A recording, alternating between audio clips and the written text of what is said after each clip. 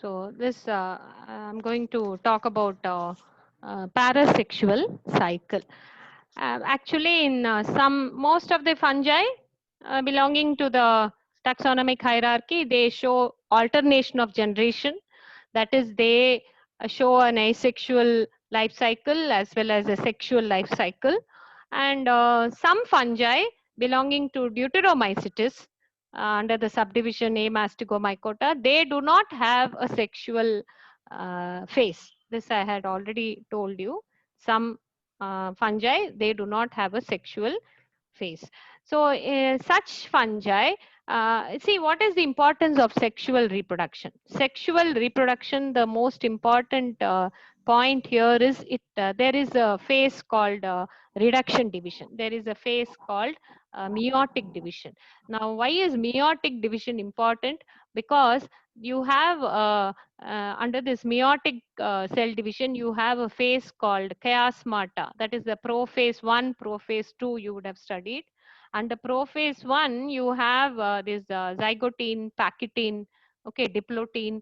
So in this case, in one of the stages, you have this chiasmata formation.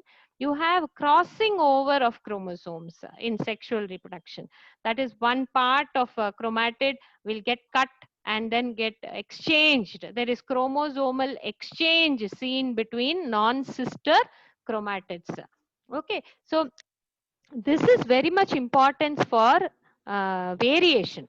So you have variation among all the living organisms. How is this variation? No two individuals look alike. Okay, this variation is because of these kinds of recombination of gene sequences, chromatin bits, which is happening in the meiotic division during the cell division. So crossing over of chromosomes. So this is a very important phenomenon which is responsible for the variations seen in the morphological or physiological part of the living organism, be it any organism. But in fungi, there is one particular division, subdivision Deuteromycota, in which the sexual reproduction is not seen. So how does such fungi show variation? Whether they do not show variation at all because they reproduce only through asexual means, that means they show the same parental characters. That means the daughter cells will be exactly similar to the parental characters.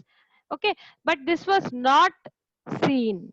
Variation was seen even in such fungi which do not show sexual reproduction. So they practice another kind of similar to sexual reproduction, which is called parasexual cycle. So this is actually a different kind of sexual reproduction. Why I'm telling is because there is no meiotic division seen, but there is exchange of chromatin material seen. Okay, so just like in sexual reproduction, you have three steps. I have told you before: plasmogamy, karyogamy, meiosis. It occurs in stages. First, plasmogamy will take place, then karyogamy will take place, then only meiosis will take place. So there is a specific stepwise, sexual reproduction technique is stepwise. But in parasexual cycle, in this case, plasmogamy, karyogamy, and meiosis. Meiosis means haplodization. Meiosis means reduction division. That is, diploid is becoming haploid. Karyogamy, two nuclei will fuse and they will produce diploid. Two gametes, which are haploid, will fuse, they'll produce diploid. Then haplodization take place, meiotic division takes place. But in this case, in parasexual cycle, they do not have a proper stepwise sexual reproduction. They do not have it proper stepwise. That is plasmogamy, karyogamy, then meiosis. See, plasmogamy, karyogamy, and haplodization take place at any time. There is no specific period during life cycle. See, sexual reproduction means it will happen only at a particular stage of life cycle. So a fungi will grow, vegetative growth will take place fully, then asexual reproduction will take place. And then when the nutrients are getting very less, the fungi will go into the sexual reproduction. But in parasexual cycle, any time of the life cycle, exchange of chromatin material will take place. So that is why they say a process in which plasmogamy, karyogamy and haplodization takes place, but not in a particular place in the thallus or at any specific period during its life cycle. Okay, so it was first discovered by Ponte Carbo and Roper. It was first discovered in Aspergillus fungus, but then later on many other fungi also showed uh, uh, this parasexual cycle, because Aspergillus was previously placed in Deuteromycotina. Okay, so previously the sexual phase of Aspergillus was not known. Later on, they came to they discovered the sexual phase, and then they placed it under Ascomycetes because they saw the ascospores being produced in Aspergillus. So they placed it under Ascomycetes. So in this case, I can show you the introduction. That is, in some fungi, true sexual cycle comprising of nuclear fusion and meiosis is absent. Okay, so they don't see nuclear fusion and meiosis. But this is the very important step for variation. Okay, so these fungi derive the benefits of sexuality through a cycle known as parasexual cycle. That means they have another cycle called parasexual cycle. What happens is, you can see the definition of parasexuality as parasexuality is defined as a cycle in which plasmogamy, karyogamy and meiosis takes place in sequence but not at a specified time or at specified points in the life cycle. Any time it can happen. It doesn't have a specific time or place, as a location. Okay, so generally parasexual cycle occurs in those fungi in which true sexual cycle does not happen. So it will, you can see parasexual cycle only in Deuteromycetes fungi. Fungi, imperfect fungi. You call them imperfect fungi. As and when the sexual reproduction is discovered, they will, based on the morphology of the sexual apparatus, they are either placed in Ascomycetes or they are placed in Basidiomycetes. Till then, till sexual reproduction is discovered, they are placed in Deuteromycetes. So parasexual cycle is also known as somatic recombination. Normally, recombination is a phenomenon which is seen only in meiotic division, reduction division. Okay, so here, since it is the somatic hypha which is showing recombination, it is called somatic recombination. Another word is there, mitotic recombination. You call it mitotic recombination. You don't see meiosis in parasexuality. You have only mitotic division, but mitotic division you see recombination. Okay, so that is why it is called somatic recombination or mitotic recombination. So what do you have steps in parasexual cycle? We all know during sexual reproduction, during meiosis, what are the steps? You have prophase 1, prophase 2. Prophase 1 is divided into leptotene, you know, zygotine, pachytene, diakinesis, diplotene, diplotene and diakinesis. So these are the steps in meiosis. Here also parasexual cycle, you have steps, various steps in parasexual cycle. You have the 4 major steps. First step is establishment of heterokaryosis.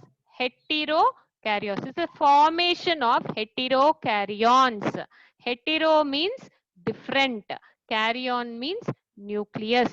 So there is coming together of 2 different kind of nucleus.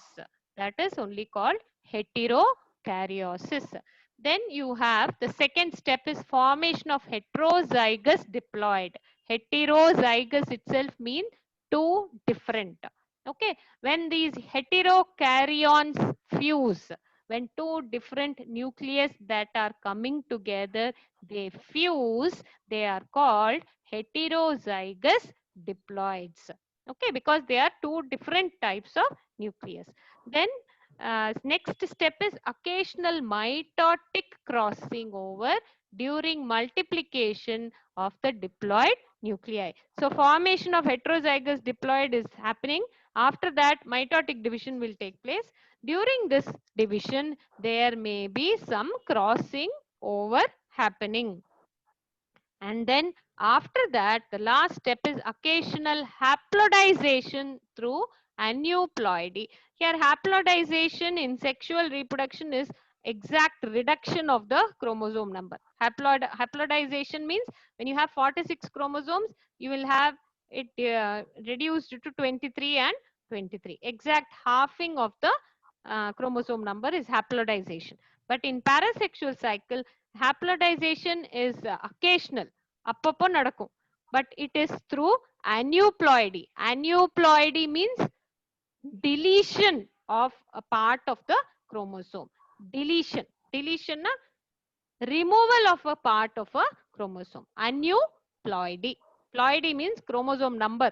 Anu means there is a reduction in the chromosome number. How it is happening? It is not due to meiotic division, reduction division, but it happens, reduction of chromosome number happens because of deletion of a part of chromosome, breaking of a part of chromosome due to some mutation happening in the chromosome. So that is only called aneuploidy. Okay, so these 4 steps are important for parasexual cycle. So this is the steps, 4 steps I had mentioned. You have fungal hypha A, fungal hypha B. Okay, homokaryons.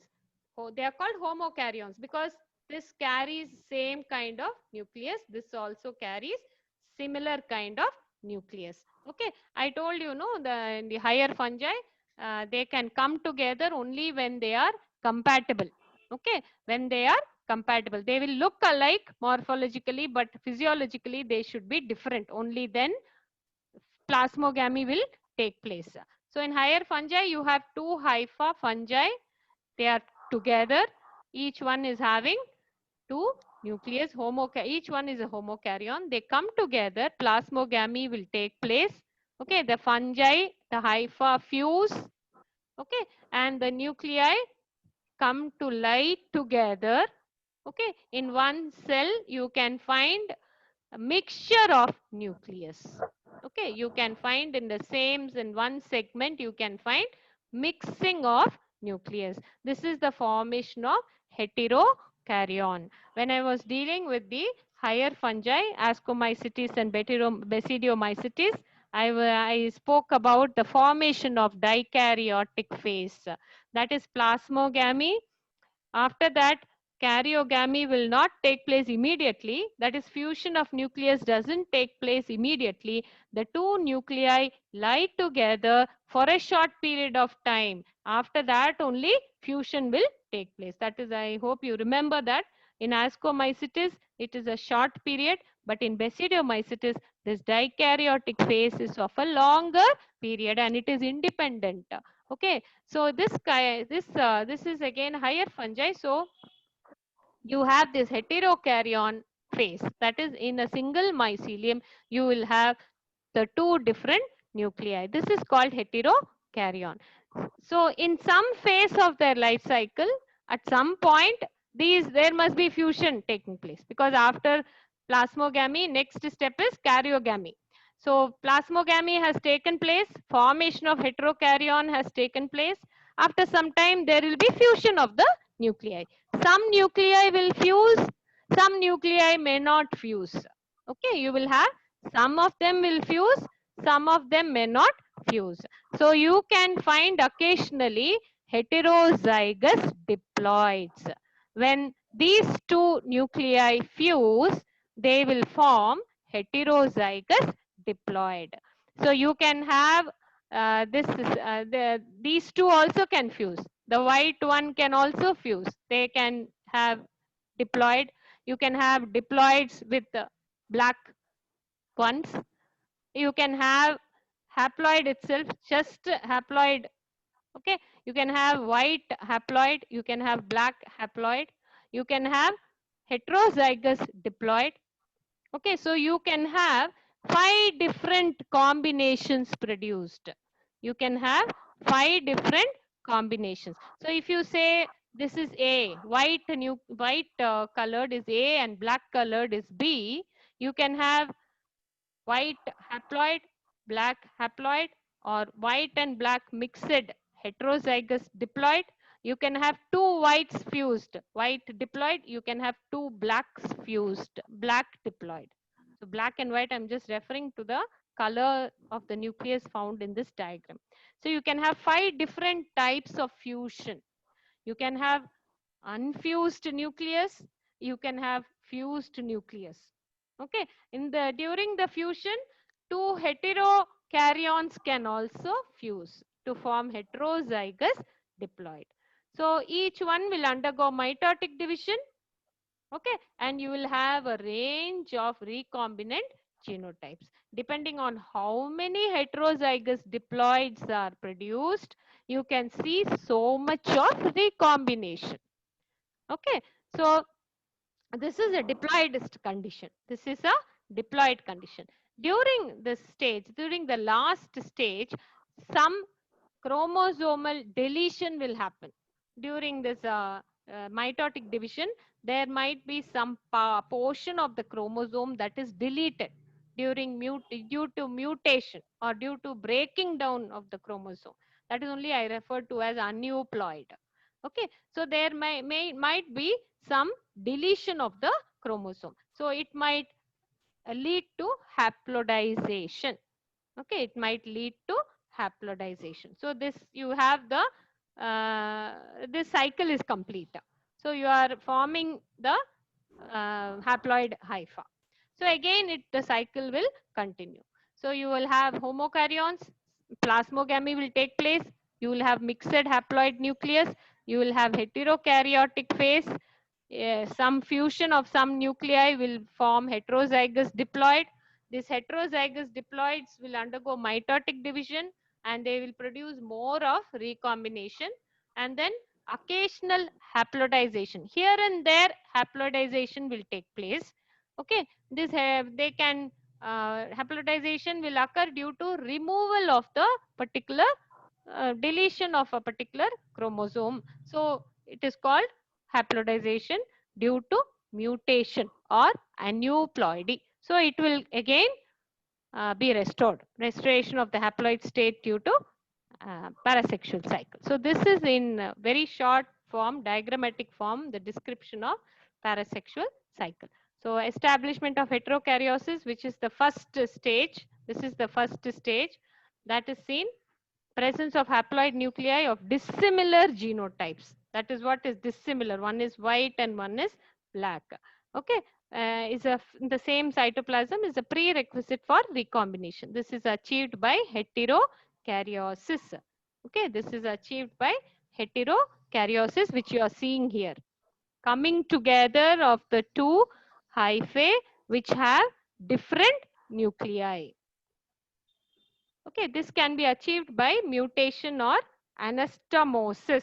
Anastomosis between hyphae of different origin, which is equal to plasmogamy of sexual reproduction. So in sexual reproduction, we call it plasmogamy, fusion of protoplast. But in parasexual cycle, it is referred to as anastomosis. Anastomosis means coming together of the hyphae, coming together of the hyphae, and so the nucleus will the hyphae will have different nuclei, heterokaryons. Then formation of heterozygous diploid, which is the stage, formation of heterozygous diploids. So how does it form? Nuclear fusion will happen in the heterokaryotic cells, and this nuclear fusion between dissimilar nuclei result in the formation of heterozygous diploid or zygote, which is a rare event actually. It occurs only 1 in a million. So you will also have fusion between identical nuclei. So the black one may also fuse, the white one may also fuse. Occasionally black and white will fuse to give heterozygous diploid.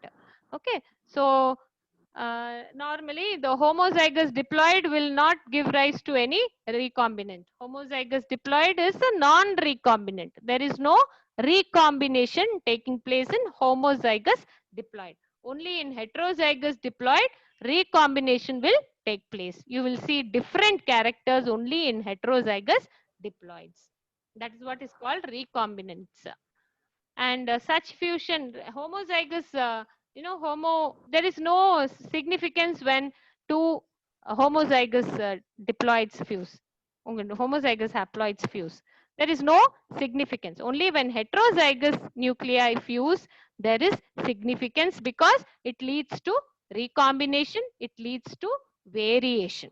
Okay, when two black black colored nuclei fuse, it is of not much use. When similarly, when two homozygous white colored nuclei fuse, there is no much significant. There is no variation produced. But when black colored and white colored here, like this shown here, fuses, it produces variation. That is why it is called a useful recombination. Okay. So heterozygous nuclei which are fairly stable, see, they are fairly stable. They start multiplying mitotically and they produce what is called heterozygous diploid. So you can differentiate the heterozygous diploid from the homozygous diploid. They have studied they have measured the amount of DNA content and they have seen that there is a difference in the size of the conidia they produce. The phenotypic character of the colony there is different. So you can identify the fungal hyphae which have heterozygous diploid nature. Otherwise, you'll not be able to identify a homozygous diploid. But you can identify a heterozygous diploid among the mixture because they will have conidia size will be bigger. The hyphae, what to say, the width of the hyphae will be different. So they have also studied the DNA content in their nuclei and they have found that it is higher for heterozygous diploid. So this is typical of parasexual phenomenon and the prolonged diploid phase involving repeated nuclear division enhance the chances of mitotic crossing over. So mitotic crossing over will happen very rarely, but there are chances of mitotic crossing over happening in heterozygous diploid which are stable. Occasional, that is why it is called occasional mitotic crossing over. It happens, it doesn't happen very frequently. So this is the most important event in parasexual cycle. It is during this step that genetic recombination takes place. So when the heterozygous heterozygous diploid is multiplying in you use with mitotic division, there can be occasional crossing over which can happen. There can be change in the chromosome type, I mean the chromosome number, it can get deleted, okay, and result in aneuploidy. So this the last step is occasional haplodization. The diploid nuclei give rise to haploid nuclei by gradual loss of chromosome during successive mitotic division. This is called haplodization. This occurs with a very rare frequency. So every 10, that is every 1 in 1,000 divisions, one will have this haplodization. So it is a very rare phenomenon. 1 in 1,000. So it happens in 1 in 1,000 cell divisions. So it is a result of aneuploidy. So during mitotic division, you have this metaphase stage and anaphase stage is there, no? Anaphase stage, the chromatids get separated. During this phase, sometimes the chromosomes might not get separated uh, properly, equally. So that might lead to some loss in sister chromatids. So you can have an aneuploid condition during mitotic division. So it is referred to as haplodization. And the aneuploids are genetically unstable. So sometimes they will not get passed on to the next generation. So they are very unstable. But if they are seen, they result in recombination and variation. So parasexual cycle involves plasmogamy, karyogamy, and haplodization, but not in a fixed path. Okay, it doesn't happen in a fixed path. It happens any time of the life cycle. So that is the difference between parasexual cycle and sexual cycle. So this is a diagrammatic representation of parasexual cycle. So parasexual cycle closely stimulates the events of sexual cycle. It cannot be considered as a sexual cycle, but it is slightly similar to sexual cycle. So the two processes end with similar results, giving rise to recombinant haploid nuclei. During sexual reproduction, you get recombinant haploid nuclei. In parasexual cycle also, you get recombinant haploid nuclei, but only difference is in parasexual cycle, the haplodization is due to mitotic division, whereas in sexual reproduction, the haplodization is due to meiotic division. So that is the only difference between major difference between parasexual cycle and sexual cycle. This is the diagrammatic representation of parasexual cycle. So this is the only cycle sexual phase, that is the life cycle of Deuteromycetes fungi, that lack sexual reproduction. So what is the importance of parasexuality? Definitely it should have some importance, because otherwise it will not be found during the evolutionary phase. So some of the most important antibiotic producing fungi like penicillium and acrimonium, okay, they lack sexual reproduction. Actually, now they are placed in Ascomycetes. Now their sexual stage is known, so they are placed under Ascomycetes. But previously, penicillium, aspergillus, acrimonium, all they were under Deuteromycetes, because at that time the the sexual cycle was not discovered. So at that time they discovered the potential of penicillium chrysogenum to produce antibiotics. This is World War I. They discovered the penicillin, and at that time this organism was under Deuteromycetes. So then they discovered the parasexual cycle in this organism, and they created many variants of this organism due to parasexual cycle in the laboratory condition. So the discovery of parasexual phenomenon has provided suitable techniques to obtain higher antibiotic strains. So they could produce much better strains in the laboratory using this parasexual cycle phenomenon. Okay, so this is the most important importance of parasexuality. It produces good variants, desirable variants in the living organisms, in which sexual reproduction is not seen. Okay, so next we have to move to heterothalism. This heterothalism I have discussed with you before. Hetero means difference, thalism. Okay, so differences in thallus, either in the morphology part or in the physiology part, is called heterothalism. When I was discussing sexual reproduction, I was talking about homothalic fungi and heterothalic fungi. Homothalic fungi, fungi which have similar kind of thallus, both morphologically as well as physiologically. They are of the same genotype. Okay, and they are self-fertile. I told you they are self-fertile. The same hypha can act as a male gamete. The same hypha can act as a female gamete. They can produce both male and female sex organs in the same hypha. Whereas in higher fungi, sexual reproduction will take place only when hypha of two different thallus come together. That is called sexual incompatibility. So that is only called heterothalism. Okay, heterothalism is a condition in fungi, in higher fungi, where the fungi are represented to have different thalli. Okay, morphologically they might be similar, or morphologically they might be different. Physiologically they will be different. So only when such fungal hyphae come together, sexual reproduction will take place. So that is only called heterothallism. So this has been studied in zygomycetes fungi, Mucor mucido, in a very large scale by a scientist called Blakesley.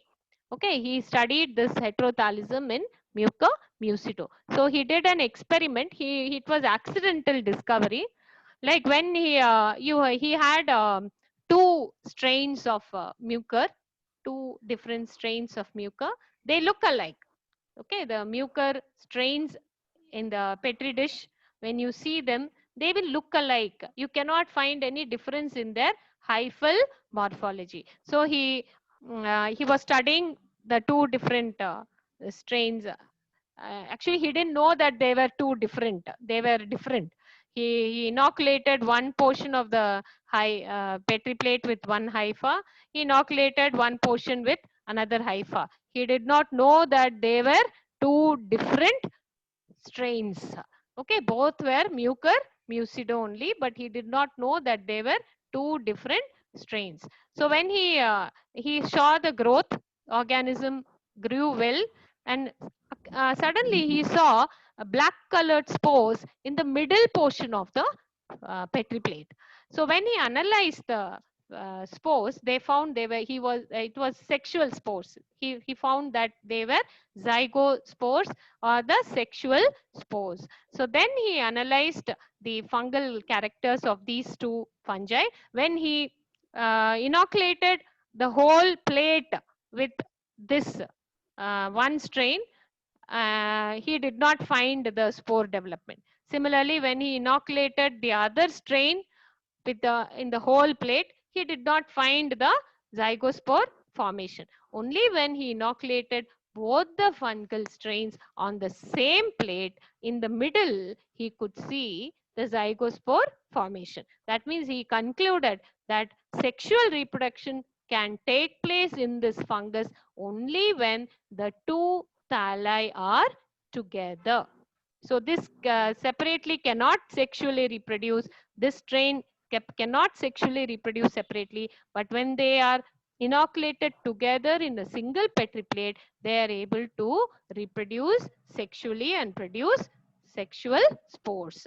So this he referred to as one as minus strain, one as plus strain. So they are heterothallic fungi, and the phenomenon is called heterothallism. Fungi which can reproduce, which can sexually reproduce only with the coming together of two different strains of hyphae. That is called heterothallism. Otherwise, they will reproduce asexually. Strain A will reproduce asexually. Strain B will reproduce asexually. But only when A and B are together, they can reproduce sexually. So this is what is called heterothallism. So that is what I have given it in this when studying the sexual process in mucorales. A.F. Blakesley observed that some species develop zygospores independently, whereas others form zygospores only when two mycelia of different strains come in contact with each other. So some of them can produce zygospore on itself. They are homothallic fungi. Some of them can produce zygospores. They are called homothallic fungi. Whereas some cannot produce on their own. They can produce zygospores only when there are two different hyphae. So that is why he divided the species of mucorales into two groups, homothallic and heterothallic. Just like monoecious and dioecious you have in plants, higher plants, you have homothallic and heterothallic. Okay, so mating type, you call it mating type, plus strain and minus strain. So some they are actually, they do not show morphological differences. You cannot find any morphological differences between the two thalli, but they are physiologically different. They are genetically different. That is what he studied in Mucor mucido. See, there are two kinds of heterothallism. One is morphological heterothallism. Another one is physiological heterothallism. Morphological heterothallism and physiological heterothallism. Morphological heterothallism